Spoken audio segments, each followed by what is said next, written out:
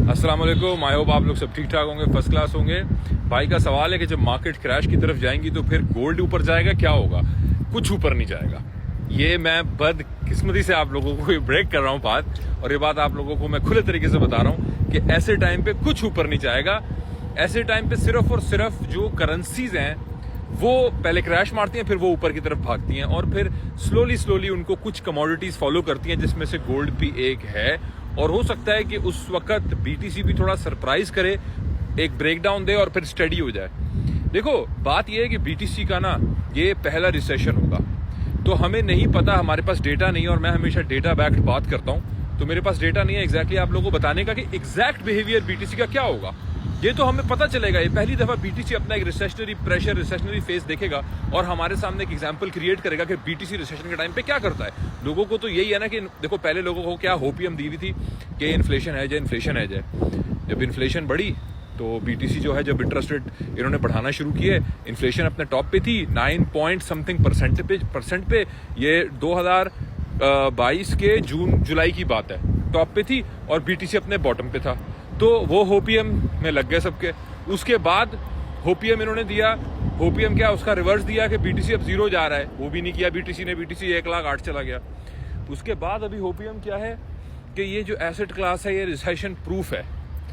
तो देखो, जब तक कोई चीज परफॉर्म करके नहीं दिखाएगी ना, मैं तो उस पर भरोसा नहीं करूंगा। बीटीसी की जो भी परफॉर्मेंसेज हैं, जो भी चार्टिंग है, जो भी हिस्टोरिक ट्रेंड एनालिसिस है, मैं उस पर भरोसा करूंगा। तो वो ये कह रहे हैं कि हमें नहीं पता, सिंपल सी बात है, और हमें इस चीज को एक्सेप्ट करना चाहिए। तो इन्वेस्टर्स के बहुत सारी एसेट क्लासेस में बहुत सारे ऐसे बिहेवियर्स मार्केट के हो सकते हैं जिसमें हम नहीं कह सकते कि वो एसेट क्लास क्या करेगी, हमें एक्सेप्ट करना चाहिए।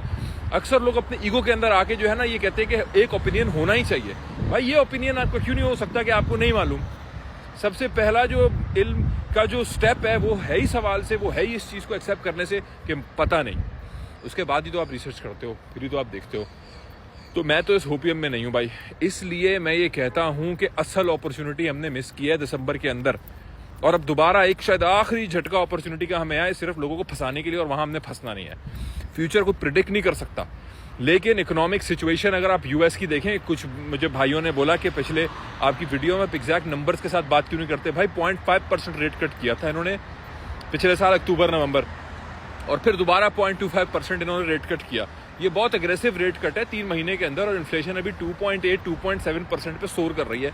अनएम्प्लॉयमेंट हाई हो रही है। जो डेट है यूएस का वो इस वक्त रिकॉर्ड हाई पे है।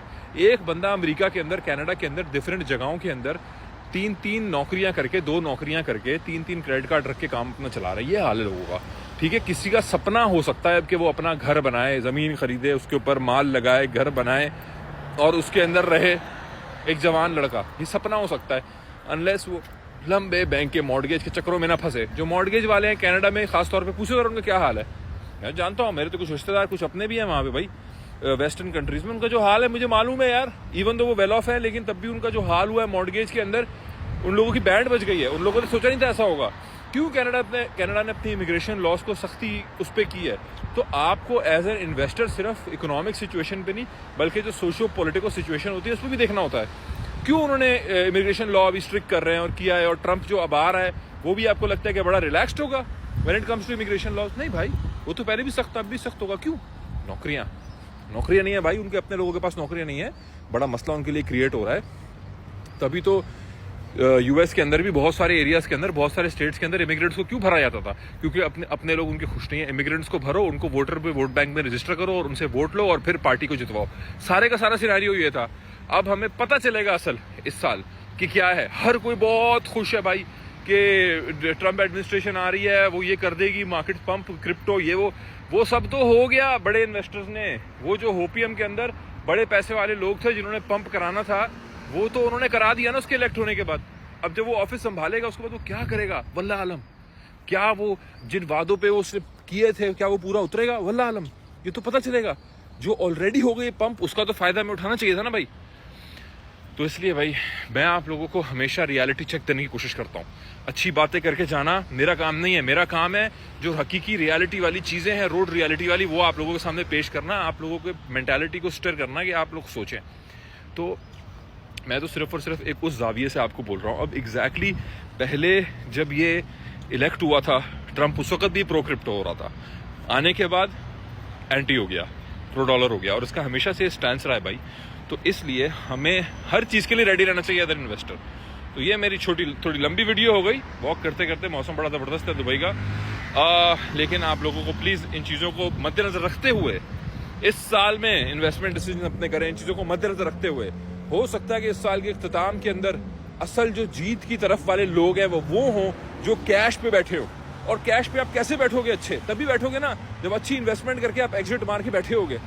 जैसे दिसंबर के अंदर मैं चीख के थक गया, शोर मचा के थक गया, तनकीद का निशाना बन गया। लोग कह रहे 1.5 लाख चला गया बिटकॉइन, वापस 92,000 पे आ गया। ऑल्ट्स कहाँ आ गए?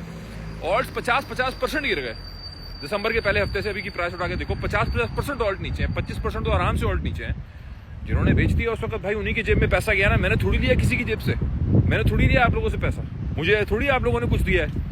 आप लोगों की जेब में गया ना भाई, जिन्होंने सेल कर दिया वही आज फैट कैश रख के बैठे होंगे। अपॉर्चुनिटी कोई नजर आएगी तो उसको बाय करेंगे। तो यही तरीका है भाई, यही साइकिल्स में प्ले करने का तरीका है, और कोई रॉकेट साइंस नहीं है। खैर मजीद अब इस पर मैं देखूंगा, मार्केट के अपडेट आप लोगों को कुछ दूंगा। थैंक यू सो मच, जज़ाकल्लाह।